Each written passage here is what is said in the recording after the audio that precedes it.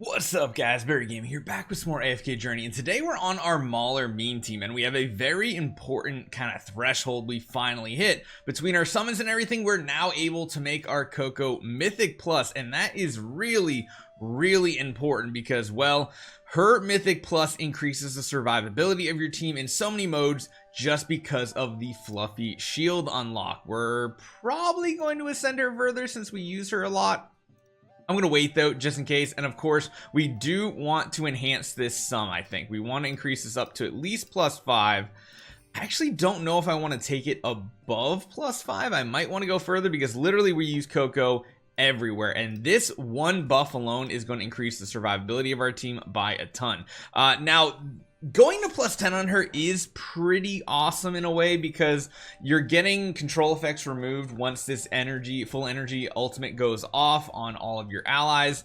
The thing is, we could almost go up to +10, but seeing as next week we have another hero coming to the game that is probably Mikola, I think. It's pure speculation still. I think it's going to be. I want to make sure we save stuff and not go crazy with our resources and then regret it. So this is a huge boost of power right here. Taking her to Mythic Plus is going to give us so much survivability. It's gonna be great. So let's see how far we can push on things, because I kind of like did my dailies, I did my clearings to see how far we can get. Now that we have her Mythic Plus, we might be able to get further on a lot of content. So one of the first places I want to step into is directly into Dream Realm. Because our Mauler meme team doesn't really have the go-to heroes, we usually rank pretty poorly here. However, if we now have her with the fluffy shield, that might actually end up being a better output for us overall between our overall damage, mainly because of our survivability. All these things might become better, and now we pretty much have a full Mythic Plus squad here, except for the Rainier, which is at, I think, legendary plus, maybe just, no, must be legendary because I don't see any of the mythic kind of silvery white swirl on him, so I can't remember. But these fluffy shields right here should increase our survivability of our team, which should let us live longer, buy us more time for Smokey to heal us back up, because you have to remember on Necrodraken, he's draining our energy, which means we have less uptime on ultimates, but that damage reduction right there is good. And then on top of that, the shield we provide right here, when that damage debuff kind of runs out, that is going to be a huge help to us in overall survivability.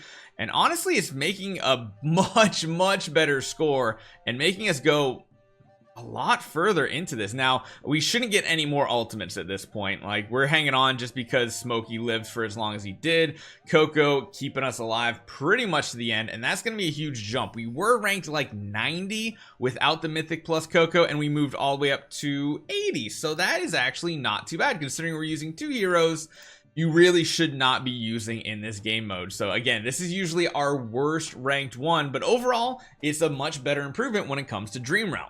Now, this is a big reason why I think after you focus on a couple heroes on a normal account, like your Odie to Mythic Plus, your Merrily, your Corrin, going for Koko or kind of Arden it's kind of like a toss-up between them. I'm gonna have a video probably tomorrow talking about your new order for prioritizing A-level heroes, but A-level heroes are just so stinking good, it's crazy.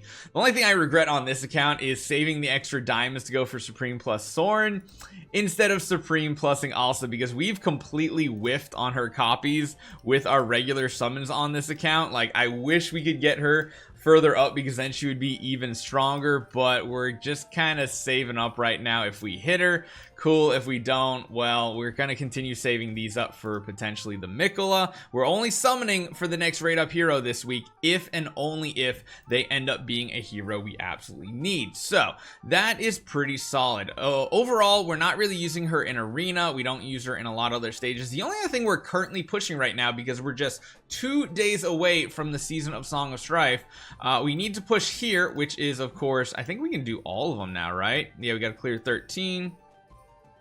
Oh, we need one more Supreme Plus for 15. But either way, we can get a lot of these done here. And then the only other thing that is really going on this account right now is going to be, I guess we can just access it from here.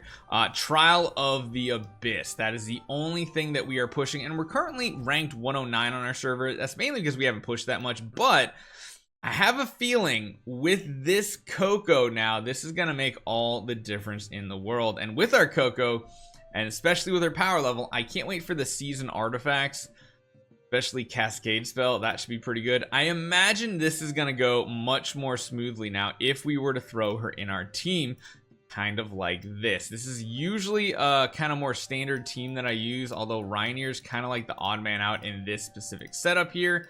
I don't want to do something more like this, more like this. Let's see how it goes. We have to see if she even gets to an ultimate here, but I think she will. And that'll add us that little bit of survivability we potentially need. Also, Soren combo seems to be more than enough to push a lot of these stages. Don't even really need the OD on an account like this. And Koko's literally going to get her ultimate off after we've already kind of won. So the positive thing is we've already gotten to the point where we can probably push a lot of stages in Trial Abyss. It's just going to be taking the time to let the auto battle run. And then of course occasionally you have to manipulate your team, kind of change what heroes are in what position and everything. But that extra shield is just so good. And honestly, this team's getting carried by the two support heroes at this point. If you guys are ever interested in what the damage looks like, Alsa is amazing. As long as you can get her to survive, she is literally god tier here. So you can throw a team kind of like this, chuck it in. One thing I will say too, and I think even Vulcan made a video about this recently, I talked about for weeks and weeks how good Lamont is as a tank, especially when you're pushing at a deficit and stuff. Because of that slam ability knocking everybody up in the air, it kind of just helps juggle all the crowd control around. I still find Lamont, if you can build him, is like one of the best deficit pushing tanks out there. Now, is he better than running like Freesto? Probably not, but that is a pretty interesting combo, especially if you're already running an Alsa type team where survivability is very important because she suicide dives into the enemy team. That's big. But the other thing you have to remember too is now that we have this Koko giving the damage reduction that then transitions into shields, that is a huge survivability buff to Alsa as well that I'm absolutely enjoying. And you can see how much damage even Soren does. He does about half the damage of Alsa, and Alsa does a ridiculous amount of damage. And we're not even running like an Aaron comp or anything like that. Confining spell does proc the rolling boulders though, which is really big. And the fact of the matter that I don't have her Supreme Plus to do that extra 180% damage hit when they get hit with multiple crowd controls, it feels a little bad. I wish we would have had that, but you can see right here, this team almost feels unstoppable, and we're just not even using an Odie in this setup whatsoever, and the team is just trucking along. So let me know what you guys think about our account. It's pretty fun running this. We're a few days behind those who went more with a meta account, but it's kind of like what I talked about the other day, like don't be a meta slave. You can still have fun with your account. Like you said, I've only purchased like 2 things ever on this, and that was like the travel log and the growth bundle. I think I might have gotten one of the monthly cards too, but very minimal compared to what most accounts spend nowadays. Definitely not free to play, but you can see how we are hyper focusing these heroes, and it's actually a ton of fun. I wonder if Lamont, we might actually be able to get to Supreme Plus pretty soon. I probably could have already done it, but I did want to buy some stellar crystals because the one little thing I am building on this account, which actually is a legendary plus, is I do want to try to focus on a Reinier copy. I think getting him to Mythic Plus would be good for this account, and technically he counts for the faction bonus, so that's what we're gonna stick with. Hopefully you guys enjoy this one. I'll see you guys next time.